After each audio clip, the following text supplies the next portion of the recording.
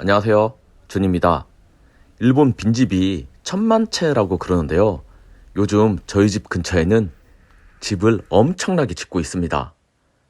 올해가 벌써 2023년인데요. 작년 여름부터 저희 집 근처에 집을 엄청나게 짓고 있습니다. 원래 이 자리가 농사 짓던 자리였습니다. 이게 밭이었거든요. 그리고 도로도 없었는데 가장 처음에 도로를 만들더라고요. 여기가 저희 집에서 100m, 200m도 안 떨어져 있는 거리인데요. 처음에 여기가 도로를 만들더니 그 다음에 집을 짓고 있습니다. 저 앞에 보이는 게 새로 건물들, 집들이 막 지어져 있고요.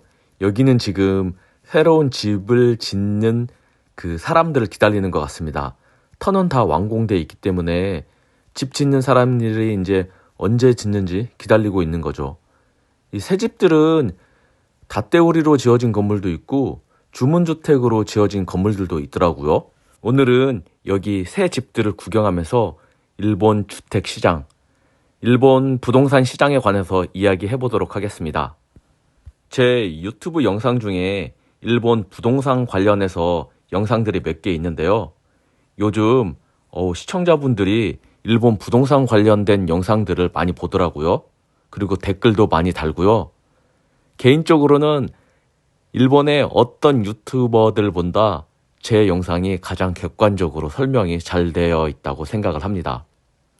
그러던 중에 유튜브에 KBS에서 방영한 그 영상들이, 일본 부동산 관련된 영상들이 유튜브의 알고리즘으로 저한테도 추천이 되더라고요.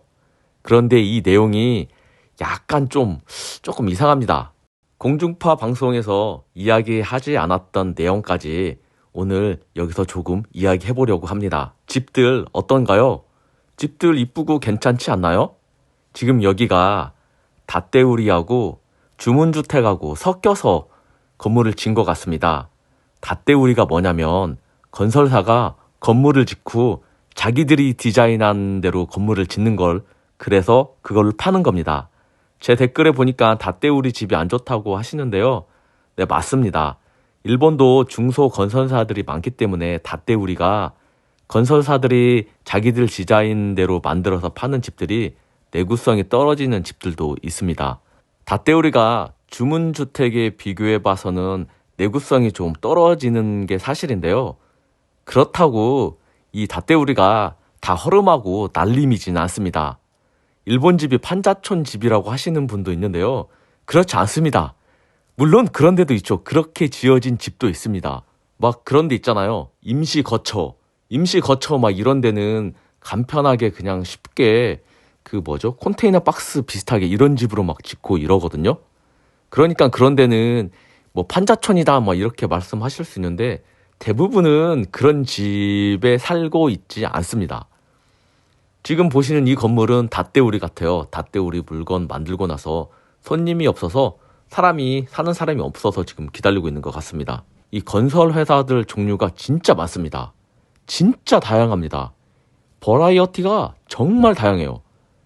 주문주택 회사들 중에서 이 닷대우리만 전문으로 하는 자회사를 만들고 막 이럽니다. 일본 제조업 회사들 중에도 닷대우리 전문으로 하는 그런 건물 짓는 자회사를 가진 회사들도 되게 많거든요. 건축 전문으로 하는 회사들이 조그만 회사라고 그래서 영세 기업만 있는 게 아닙니다. 닷대우리를 사더라도 판매한 회사가 집 팔고 거기서 끝나는 게 아니고요. 몇 년씩 이렇게 보장하는 회사들이 많습니다. 저희 집 같은 경우에도 3년간은 집 전체에 관해서 하자가 있을 때는 보상을 한다고 그랬고요. 흰개미 관련해서는 5년 보상, 뭐 벽은 몇 년, 그리고 저희 집 지붕은 10년인가? 이렇게 보상을 합니다. 10년 안에 뭐 문제가 생기면 이 무상으로 수리를 해줍니다. 그리고 주문주택은 설계 단계부터 입주자가 참여를 합니다. 건축 설계사하고 이야기하면서 그 집을 디자인을 하거든요. 방 크기, 주방, 리빙 위치 이런 거 다 같이 참여한다고 그럽니다. 실제 주문주택으로 집을 마련한 일본 사람들 이야기를 들어보면 이 친구는 남자였는데요. 설계 단계부터 거의 일주일에 한 번, 2주에 한 번은 만나서 설계사하고 이야기를 한다고 그럽니다. 근데 이 친구도 집에 관해서는 전문가는 아닌데, 전문가인 건축 설계사가 자꾸 물어보니까 막 나중에는 귀찮다고 그럽니다. 그냥 대충 정해주면 좋겠는데 자꾸 자기 보고 결정하라고 그러니까 그거 있잖아. 일본 특유의 당신이 책임져. 당신이 이거 결정하는 거야. 이렇게 말할 때 되게 힘들다고 그래요. 근데 여성분은 되게 좋을 것 같아. 자기 집을 자기가 꾸미는 그 기분. 아, 그리고 여기 재미나는 거 하나. 이렇게 건물을 새로 짓잖아요. 그러면 도로를 낼 때 도로 폭이 정해져 있습니다. 지금 앞에 보시는 건 옛날 도로입니다. 옛날 도로는 이렇게 작아도 됐는데 요즘 집을 건설을 하려면 앞에 보시는 것처럼 저렇게 폭을 넓게 해서 도로를 만들어야 됩니다. 일본에 오셔서 운전해 보신 분은 스트레스 많이 받으시는 분도 있을 겁니다. 저도 사실 스트레스 받습니다. 왜냐면 도로폭이 좁아서 큰 차를 타면 막 이렇게 심장 떨릴 때가 많아요. 왜냐면 사고 나면 회사에서 제가 뭐라고 그랬죠? 징계 맞잖아요. 그것 때문에 엄청 스트레스 받습니다. 그런데 이제 일본 정부에서 도로를 다 못 넓히니까 이렇게 건물을 새로 짓고 재건축을 하면 저렇게 폭을 넓혀야 된다고 이런 규정이 있습니다. 여기가 보시는 것처럼 이렇게 논밭이었거든요. 밭이었는데 저기를 지금 도로를 만들고 건물을 새로 짓고 있는 겁니다. 일본 그 중고주택 중에 물건 안 팔린다고 그러잖아요. 중고주택이 물건이 안 팔리는 이유 중에 가장 큰 이유는 새 집에 관한 혜택이 너무 많습니다. 당연히 론에 관해서도 뭐 중고주택을 사든 새 집을 사든 론의 혜택도 되게 좋잖아요. 영상에서 말한 것처럼 본인이 내는 이자보다 더 많은 돈을 국가에서 일본 정부에서 돌려받습니다. 그것 플러스 새 집을 사면 내진 설계를 잘 해놨냐 아니면 단열재를 좋은 거 썼냐 이런 거에 따라서 추가적으로 보조해주는 돈이 더 많습니다. 그래서 중고 가격을 더 확 떨어뜨려야 되는 수밖에 없어요. 그래도 일본 사람 중고 주택보다 신축을 더 좋아합니다. 뭐 여러 군데에서 뭐 혜택을 많이 받으니까 당연히 신축을 많이 살려고 그러죠. 그런데 중고주택이 뭐 다 안 좋냐, 뭐 30년, 40년 된 것만 중고로 나오는 게 아니라 10년, 20년 된 것도 중고주택으로 나오니까요. 그런 매물이 있으면 한번 검토해보는 것도 좋죠. 여기는 저희 집 뒤편인데요. 여기도 지금 새 집을 짓고 있습니다. 야, 여기도 원래는 밭이었는데요. 주말 농장 하던 그런 밭입니다. 근데 여기 다 밀어버리고 도로 내고 지금 건물 새로 짓고 있습니다. 한창 짓고 있네요. 주차장부터 해서 이런 그 지금 안에 배관공사 하는 것 같은데요. 일본은 빈집만 1000만 채라고 하는데 왜 이렇게 신축집을 짓고 있을까요? 그거는 아까 말한 것처럼 굳이 중고 건물을 사서 들어갈 필요가 없습니다. 그 중고 건물을 잘 나오지도 않고요. 이제 빈집이라고 말하는 거는 부모님들이 사셨던 그런 오래된 집들이 부모님들이 돌아가시고 나서 어떻게 처분할 수가 없어서 이렇게 나와 있는 그런 집들이 이제 빈집으로 많이 남아 있고요. 중간에 뭐 5년, 10년 쓰다가 그 물건을 매매하는 사람들이 극히 없기 때문에 그런 집을 중고로 들어가기 힘든 겁니다. 이 골목 끝에도 빈집이 하나 있습니다. 작년에 거기에 사시던 할아버지가 이제 돌아가셔서 이제 빈집이 됐는데요. 이게 자식들도 있지만 자식들도 다른 데서 가정 이루고 집 사고 살고 있는데 그 집 팔고 여기로 들어올 수는 없잖아요. 그렇기 때문에 거기가 이제 빈집이 되었습니다. 근데 그 집 처리를 어떻게 될까라고 이제 생각을 해보면 아마 빈집 그대로 남아있을 겁니다. 그 할아버지도 자식들이 있는데 그 자식들은 지금 바깥에서 지금 한 가정을 만들고 집을 사고 거기서 살고 있거든요. 근데 그 집을 팔고 이쪽으로 들어올 수는 없잖아요. 여기가 바로 이 빈집입니다. 이 빈집 되게 괜찮고 깔끔하고 중고로 누가 산다면 살 수도 있을 것 같은 그런 집입니다. 근데 여기를 부수고 새로 건물을 짓는다? 아마 경제적으로 타지수산이 안 맞을 것 같습니다. 이 빈집을 그대로 놔두는 이유가 저 집을 부수면 세금이 오히려 올라갑니다. 집에 대한 재산세가 있는데 그 집을 지었기 때문에 재산세가 좀 감면이 되는 거거든요. 근데 저 집을 부수면 이제 집이 없어지기 때문에 세금이 오히려 올라갑니다. 그렇기 때문에 돈을 들여서 저 집을 부수려고 하지 않아요. 그리고 이런 오래된 집은 부동산 업체가 매입을 해서 저 집을 부수고 저 자리에다가 집을 두 채를 집니다. 편하게 생각하면 재건축이죠, 재건축.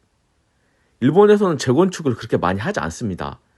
안 하는 이유가 용적률 문제도 있고 용적률이 그렇게 안 높아요. 그렇기 때문에 재건축이라는 생각이 땅에다가 아파트같이 고층 아파트 짓고 기존에 있던 사람들도 들어와서 살고 고층으로 지어진 집, 나머지 집을 분양을 해서 그 돈으로 건축비도 이렇게 충당하고 그러는 게 재건축이잖아요. 그런데 일본에서는 그렇게 그렇게 지으려고 하지도 않고 예전의 집에 보면 마당이 되게 높잖아요.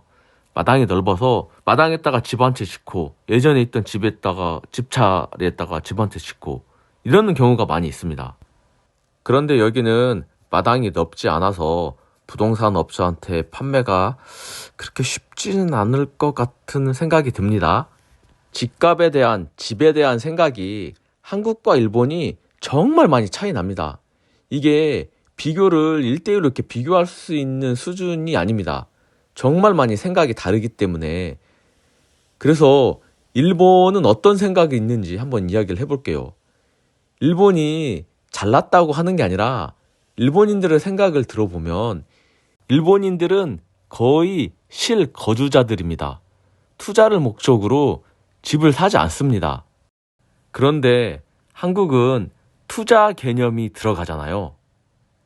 물론 한국도 실거주자분들도 많이 계실 텐데 요즘 한국 뉴스 보면 집값이 언제까지 떨어질지 그런 뉴스가 정말 많더라고요.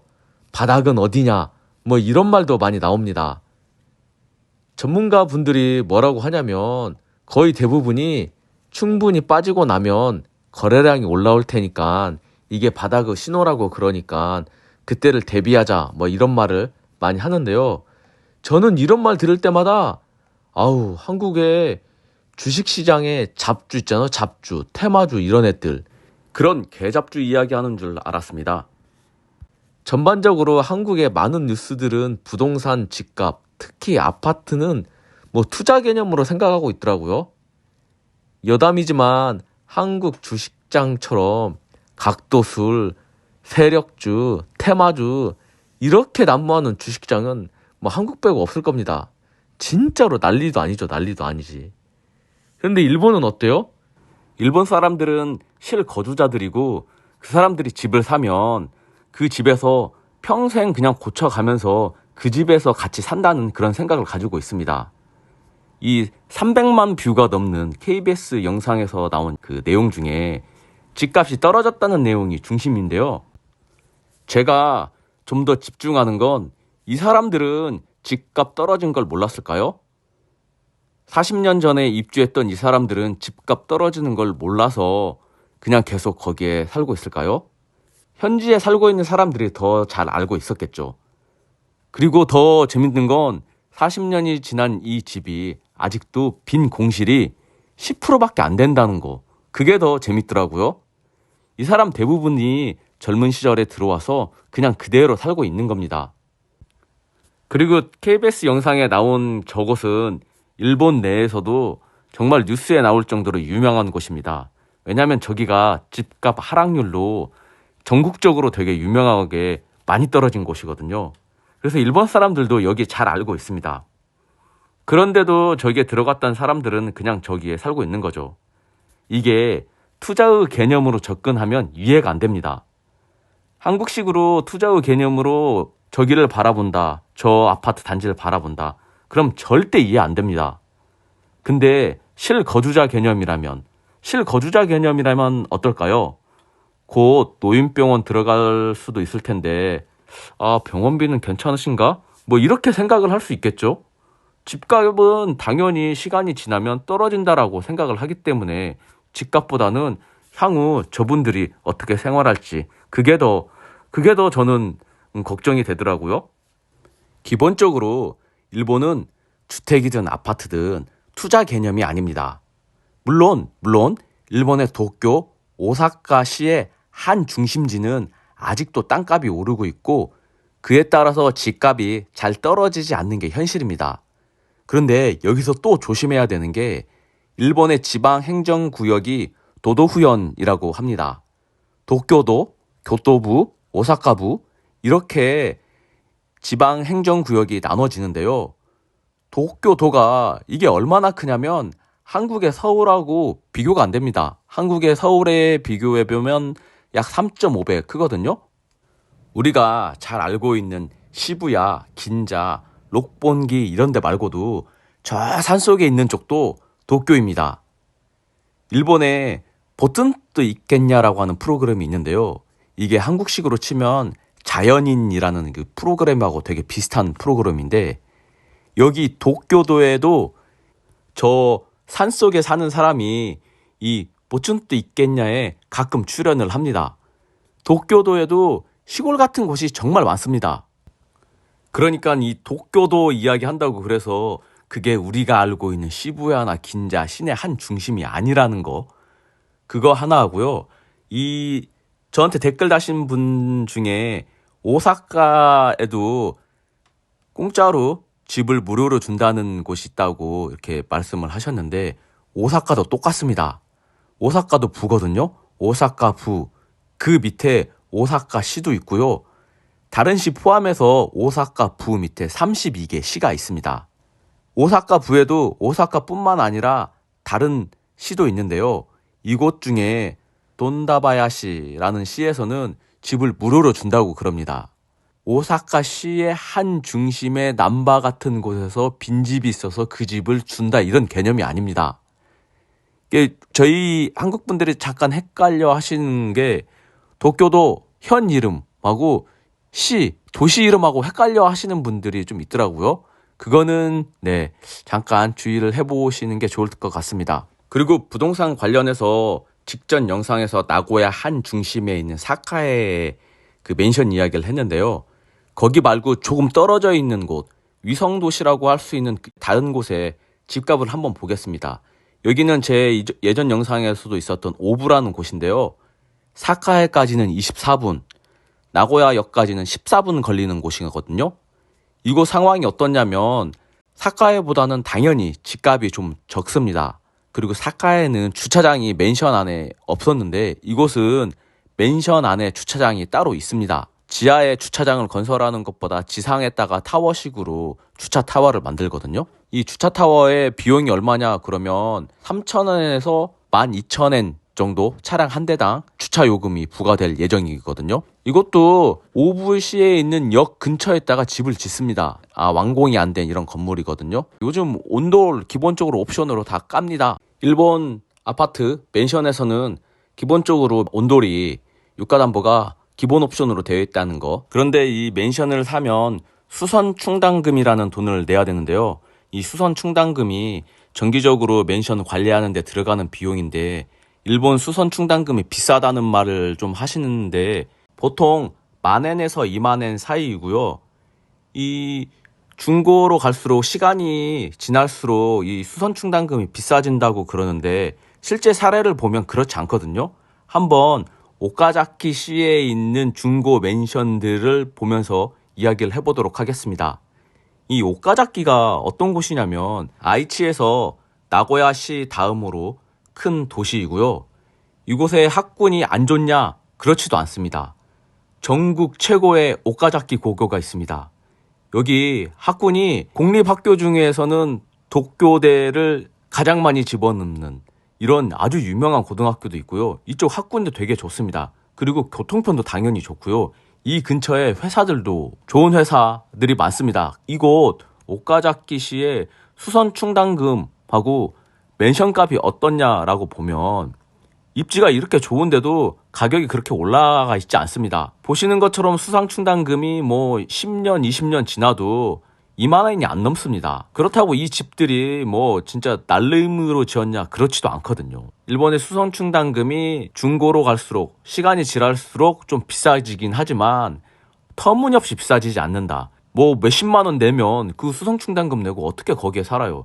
일본에도 합리적인 사람들이 있다. 농업사회에서 산업화가 되고 지금은 디지털 사회라고 그러는데 도시로 사람들이 몰리는 건 어쩔 수 없는 현상 같습니다. 일본 상황을 보면 도시에도 집값이 그렇게 비싸지 않은데 굳이 시골로 내려가서 그쪽에서 살려고 할까요? 물론 그게 맞는 사람도 있습니다.